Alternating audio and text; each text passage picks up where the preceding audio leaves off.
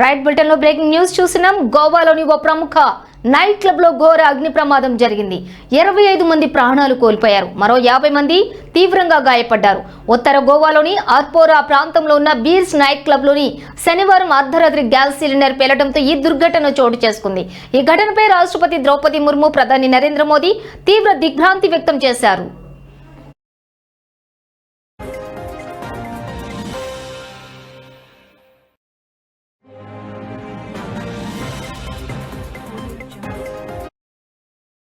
అయితే క్లబ్ లో gas cylinder పేలటంతో ఒక్కసారిగా మంటలు వ్యాపించాయి. మృతుల్లో 16 మంది క్లబ్ సిబ్బంది, 3 మహిళలు, 4 పర్యాటకులు ఉన్నారు.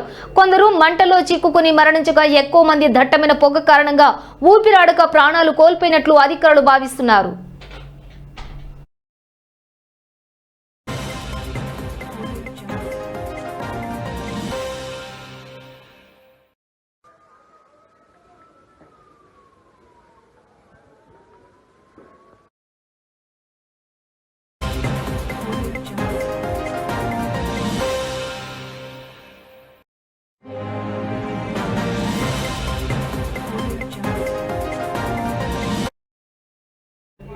ఇక ఈ ప్రమాదంపై ప్రధాని మోదీ స్పందిస్తూ ఇది చాలా బాధాకరమైన సంఘటన అని అన్నారు.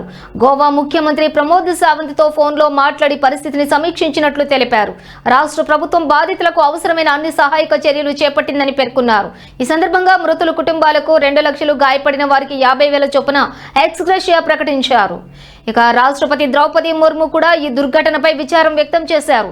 ఈ ప్రమాదం తనను తీవ్రంగా కాల్చివేసిందని, మృతుల కుటుంబాలకు తన ప్రగాఢ సానుభూతి తెలియజేస్తున్నానని ఎక్స్ వేదికగా పేర్కొన్నారు. గాయపడిన వారు త్వరగా కోలుకోవాలని ఆకాంక్షించారు.